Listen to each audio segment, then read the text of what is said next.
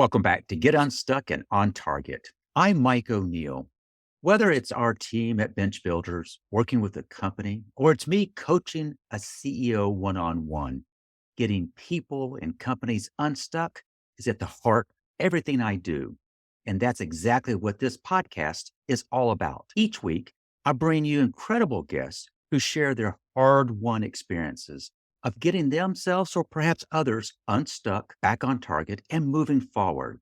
I hope it gets you unstuck and on target as well. This is episode 133, and I have had a number of people who have come up to me and says, Mike, I listen regularly. I love your guest. Tell me more about doing a podcast. How do you do that? And I am happy to kind of share a little bit about the mechanics of doing the podcast. But I think there's a bigger question.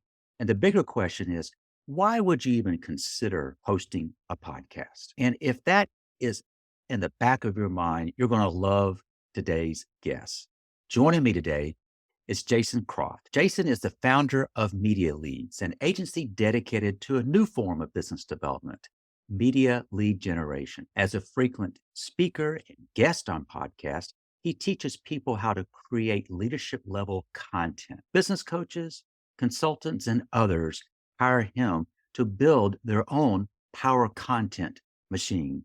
And I'm looking forward to sharing a little bit more about what that is and learning from Jason. Welcome, Jason. Thank you so much. So glad to be here, Mike. Jason, I'm looking at your backdrop. And for those who are watching this, they see on your backdrop, Media Leads, strategy, what is that? Strategy and Action Podcast. Action, yeah. That's the name of your podcast, right?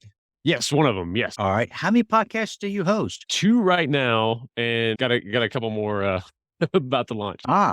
Well, as people can already tell, if you already host 2 and you're about to launch 2 more, you are the right expert to have this conversation. Since I brought up strategy and action, is that how you say it? Strategy and action?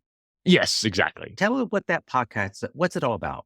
It's a show about and for coaches and consultants, for an audience of coaches and consultants, because in practicing what I preach, and we'll get into today on that, why do a podcast, I really preach, having your ideal clients on the show, and that's who I love to work with. And so we made the show all about them, and we really structure every episode as well around a core topic, whether it really depends on what that guest's expertise is in. But that way we come together and we have this meaningful, meaty discussion rather than just, a history lesson maybe of their life story, and really kind of getting into the nitty gritty so the audience can take away some good action points. Jason, I have shared what kind of led to the podcast was actually a webinar series for me at the very beginning of the pandemic. We didn't know what to do. People were scrambling, and someone whose opinion I value a lot says, Mike, you ought to start a webinar. Well, I listened to her and I immediately hung up, and I had to go look up what a webinar was. I wasn't sure what it was.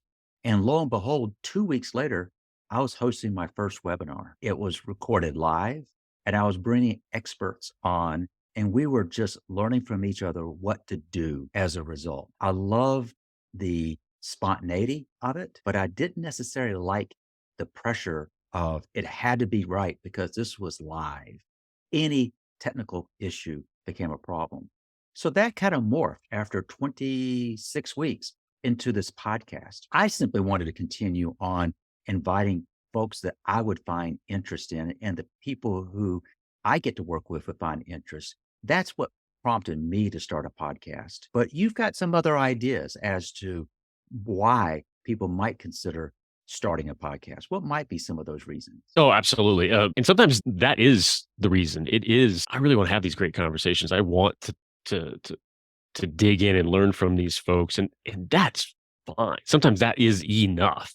What I get into a lot, and we'll dive into here for sure, is, those business reasons around having it, and make sure that you can achieve, that first goal there and have it still benefit your business. Because as much as I, preach, bring on your ideal clients, bring on strategic partners, those folks who have an audience of your ideal clients, I take my own medicine about half the time. The other half of the time is just like, ooh, I want to talk to that person, and I bring them on the show, where appropriate.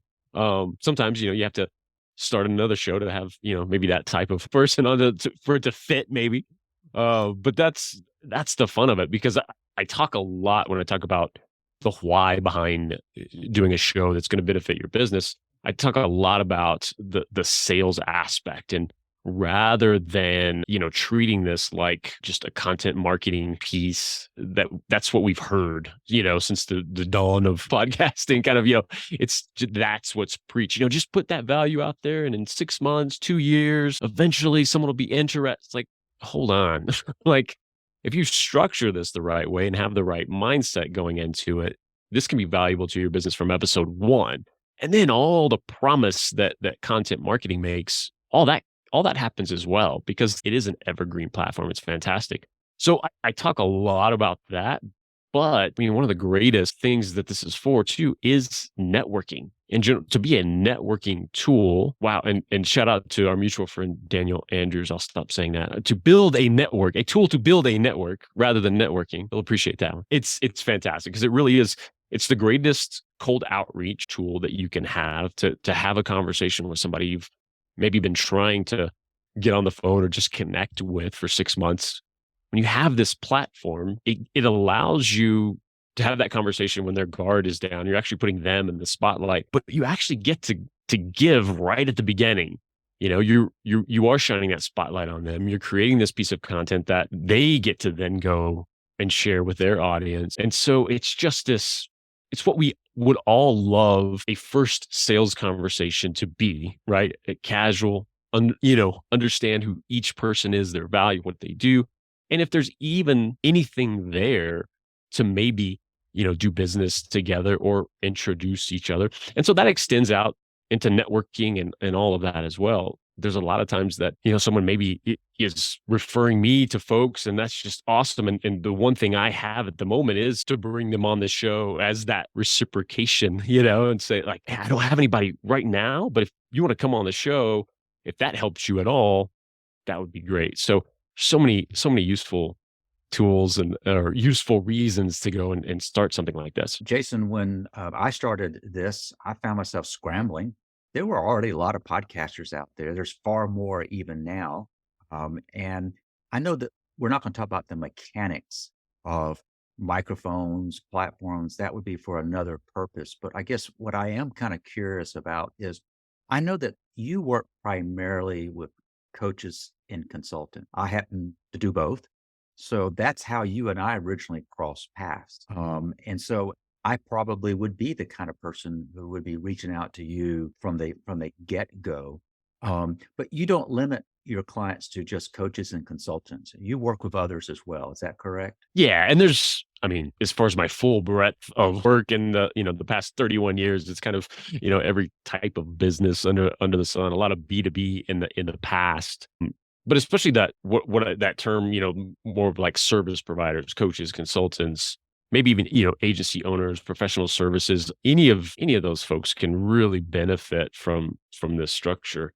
But yeah, that's, coaches, consultants, those are my people like that I just resonate with. Those are my dear friends. Those are, that's my circle of folks. And so that's really why I've focused there. And as opposed to, early on starting media leads, I was focusing at that B2B level because using a podcast in this way as a sales tool, it's such a fantastic tool for them for B2B. If you're in super high ticket sales, long sales cycles, it can shorten sales cycles so much. But I found there was such an education process to it's so outside the norm of, telling some, large B2B sales team, like, here's what you should do is start a show. And they're just like, what are you talking? I don't have to educate coaches, consultants, and other service providers on the value of a podcast, even just generally like, oh yeah, I could see I've been wanting to start one anyway. And then I'll help them structure it in a way that actually, benefits their business. And yeah, and I want to applaud you for, you said this is episode 133, the webinar series before that. Heck, I mean, just jumping in, going from what's a webinar to 2 weeks later, doing 26 weeks straight. that is the biggest lesson I hope somebody grabs from this is just go. Just like you said, we can talk mechanics and I can help people through that, but go. Do the reps, jump in and do all of that. So yeah, that's powerful. As we're chatting before we start this recording, um, Jason helped me with something that was podcast related. And I'll go ahead and share with our viewers and listeners. And that is, I realized that up to this point, for 100 plus episodes, I was really trying to make it all about the guest. I had a surprising number of people says, I really listen to your podcast, love your podcast. Mike, what do you do? They didn't even know. And so I've committed myself to be a little bit more intentional to explain that, not because I'm trying to make the podcast about me, but what I realized is people didn't know. And what's interesting about that is that what I was doing 2 years ago has evolved. And that's the beauty of podcasting is that it can evolve with you. So let's say that there's someone listening to this podcast and they kind of have in the back of their mind, I've been on a few podcasts. I think I kind of got the bug. I like to maybe explore that. Can you just kind of walk us through when you take on a new client? What are those big things that you're trying to help them understand if they're considering starting a podcast? Be glad to. If I may, really quickly to address what you brought up. Number one, us crossing paths and sort of having that first conversation about all this. Thank you, and again, great shout out to the wonderful Suzanne Taylor King that introduced us, and we've been in her world and crossing paths there. But that realization that you had, that was something that I had to get taught, very point blank, multiple episodes into my second show that I'd done. So first show I ever did, Startup Dallas, I was still back there. We had a production company. We did this in person, big thing, did 80 something episodes of that. It was great. It was specifically a marketing tool. I fell in love with it, loved it. My second show I jumped in and Seinfeld style driving entrepreneurs around and had a blast doing it. And this fantastic lesson for me was when I interviewed Matthew Pollard, great introvert sales guy. Like that's his whole message and really awesome guy. Wonderful driving around interview. We got back, we parked. He said, do you mind if I coach you a little bit? I was like, always, please. He said, we've had a great episode. I feel amazing. We spent the last hour, I getting to tell my story, I getting, all about me. What about you? So similar to somebody coming to you, Mike, what do you do? That just hit home. He said, that's great, but this is your show, your platform. You need to be right there with me. And that was that.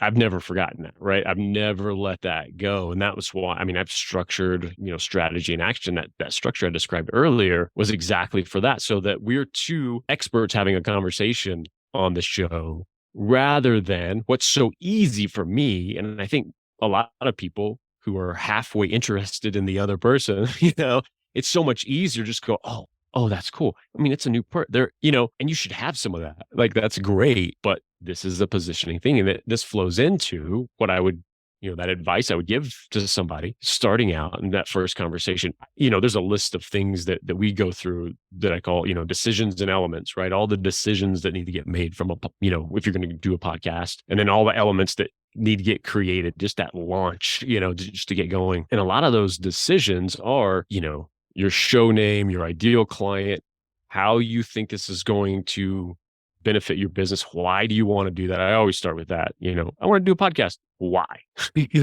Just like you talked about at the very beginning. Why do this? That's the biggest thing.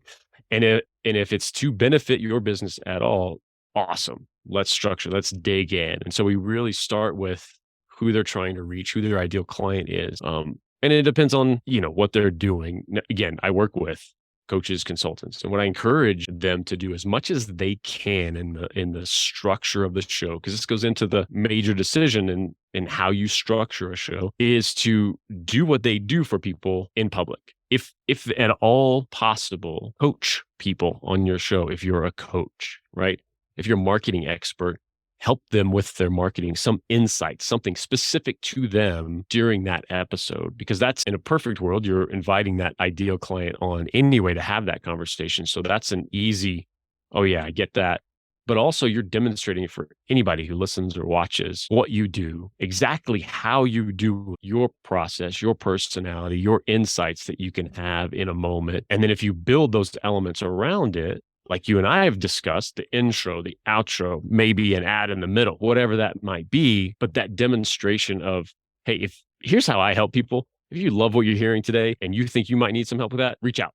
Glad to have a conversation. And it's that easy, it's that casual. And we hear it all the time on other people's podcasts. But when we go to do it, so often we get into, this is about to get, I don't want to seem salesy. I don't want to, it's so hard to kind of stand outside of that a little bit and go, oh, wait, okay, I'm putting all of this time, effort, money into this. This is prime time real estate, like this is, back in the days, 7 p.m. on NBC, right? Like we're going through all of this. Like, let's make sure that somebody listens or watches this. They know how you work with somebody.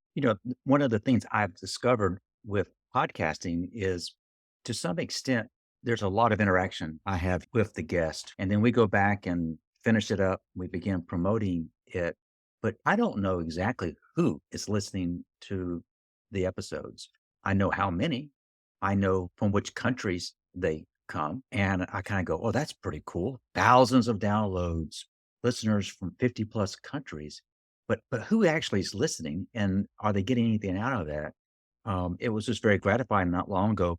Someone who I knew, but I had no idea that this person was listening to the podcast. And the conversation went something like this: Mike, I've been listening to the podcast. I love the guest, but I also feel that the kinds of things that you talk about, I think you can help me. Let's talk. That was it. And so I didn't go from a sales standpoint. He already vetted me, because, as you can probably tell, you're better looking, you sound better, your picture is clearer than mine. Um, but with me, it's what you see is what you get. Flaws and all. And what I would just throw out to those who are listening, who are saying, well, do I have to be on? The answer is, you got to be yourself. And I hope what people are starting to hear is that what makes podcasts appealing is they're real. Matt, I think this is the first episode I've ever done that we even get into this topic of podcast. You've shared that there are some important decisions that people need to make. The most important is, why do it? You've shared that in an ideal setting, the people you invite on as guests would be potential clients. But we both are subject to meeting people we find interesting and say, I think they'd be great podcast guests. And that's what's kept me fresh, is I learn. I look down and I'm writing down when I'm talking to guests, and people think maybe I'm doing something else. I'm taking notes just like others. So I'm learning a great deal there. Jason, you could talk at length about a wide variety of things. What is the number one reason why someone should not start a To podcast? me, it would be because I'm going to be the next Joe Rogan Mm. next week, right? Like it's just that monetization in terms of ads and millions of listeners and all of that. Not that that's not a worthy goal.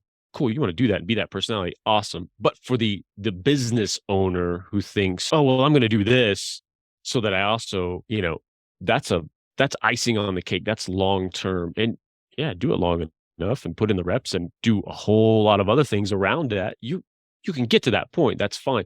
But it's having that realistic, aspect to or goal going into it. But also not even that negative side of like, oh, don't dream big. I don't mean that at all. But what I do mean is that's the lottery win. If that happens, cool. There's so much you can do if you really want to do this podcasting thing to earn money very quickly, when it's structured and tied into your business. And then the kind of in between those two things though too, or is the fact that you can monetize earlier than you think if you're like going back to that B2B space, right? If you're talking to a really specific group of folks, bringing on those kind of folks to a podcast that there's not a big demand necessarily for them from listenership or viewership, but it's an amazing niche that's underserved and spends a lot, Right. So in that B2B space, you may partner up with a SaaS company that, one sale for them is multi six figures. Sure, if you've got an audience of these folks, however small, or you just starting out, they'd be willing to do something like that. All the way to, it might be friends and family, just like, hey, you want to just support me? I'm going to do this podcast thing, and that happens. Yeah. Russ Hedge, friend of mine, just met out on LinkedIn. He did that with his podcast from episode one. It was monetized he just went around to local businesses where he was and said, I really want to do this podcasting thing. And they were supporting him more than, oh, we're going to get out there and be seen. But I think, again, we're in our heads about a lot of this stuff that, oh, okay, well, I can't do that till, I have a million downloads or something like that. And so there's all of these different ways.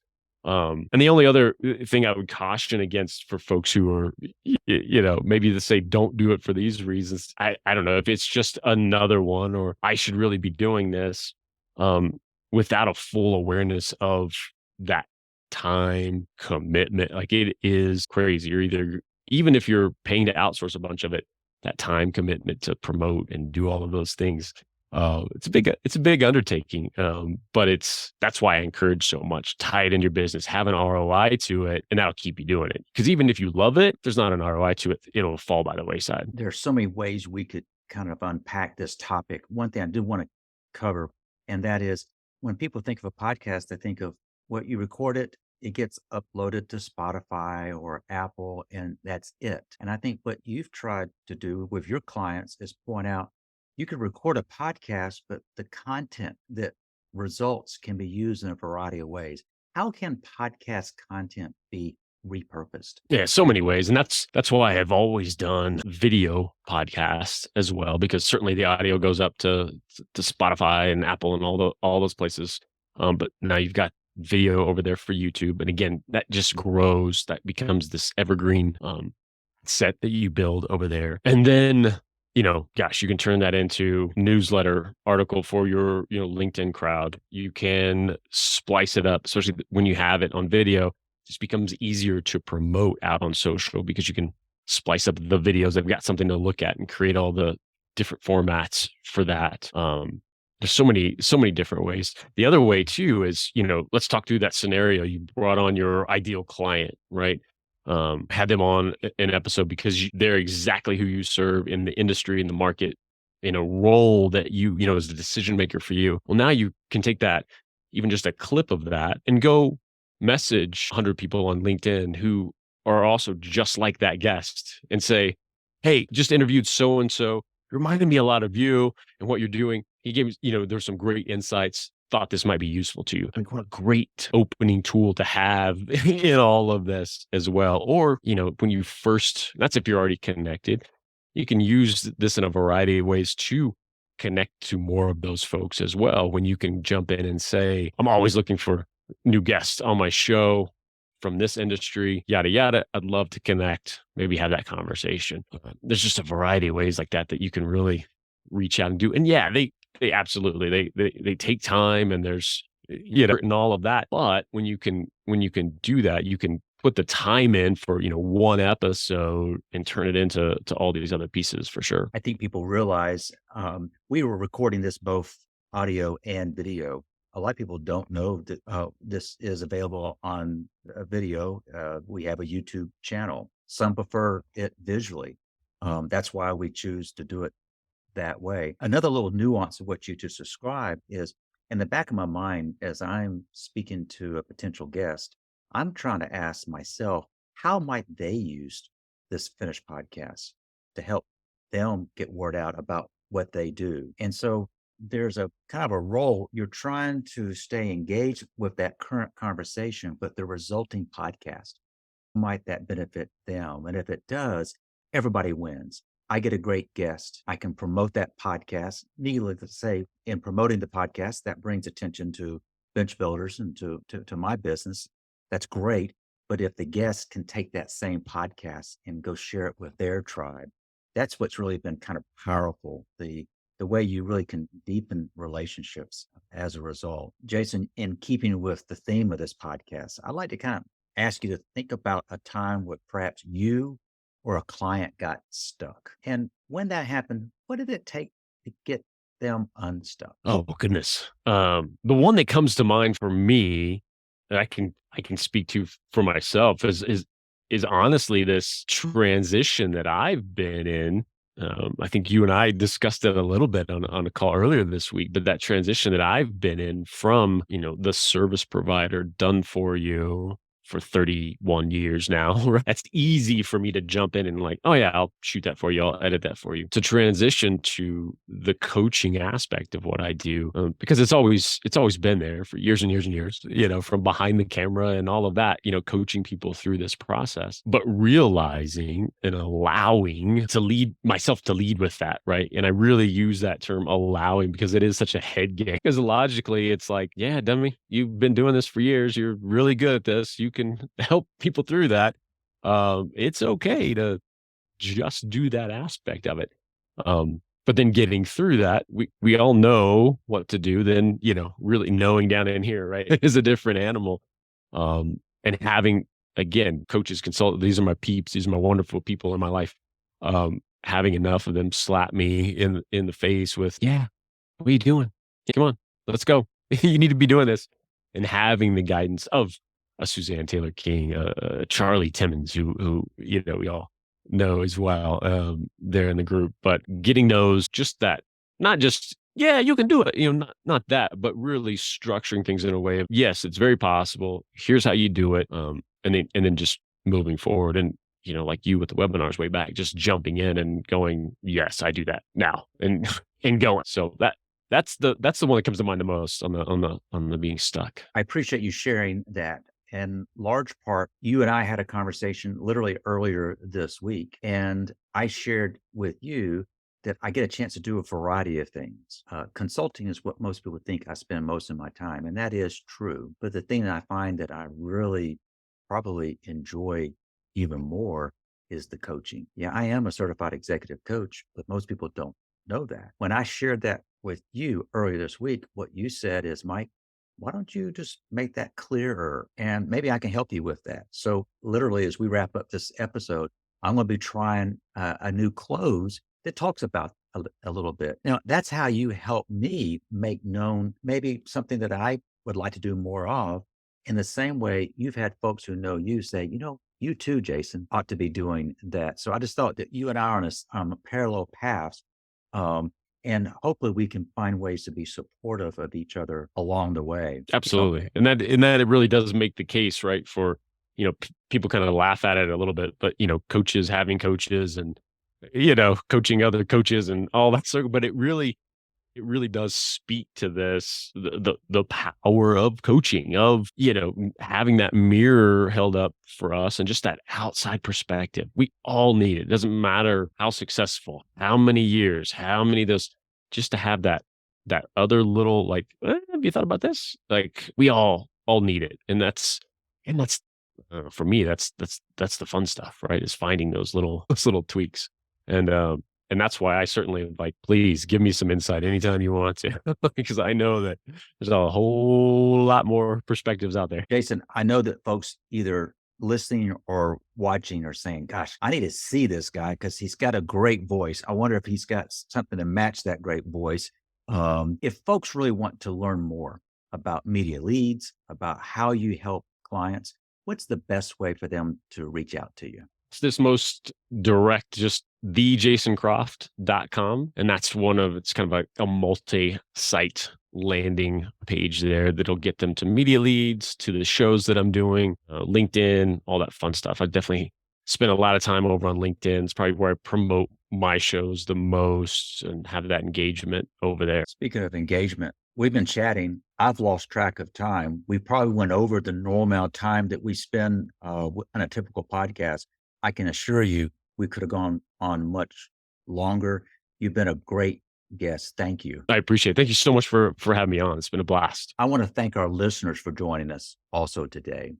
For those who are looking to truly get unstuck and moving forward, I've got something special for you. My favorite thing. And honestly, what I'm probably best at is coaching leaders in a way that does exactly that, gets them unstuck. Now, I'm not that good at creating multi-page sales letters or kind of detailing a 27-point system for how I do it, I have found that the most effective way to demonstrate how I coach leaders like you is to actually coach. So I'm offering a complimentary coaching session for folks like you who are doing incredible things, but have maybe hit a wall, or who know you've got more to give, but you just need some help seeing that path. There's going to be no obligation to future sessions, no sales pitch, just a powerful conversation and a new perspective to walk away with. If you'd like to experience the benefit of such a coaching session, just go to our website, bench-builders.com,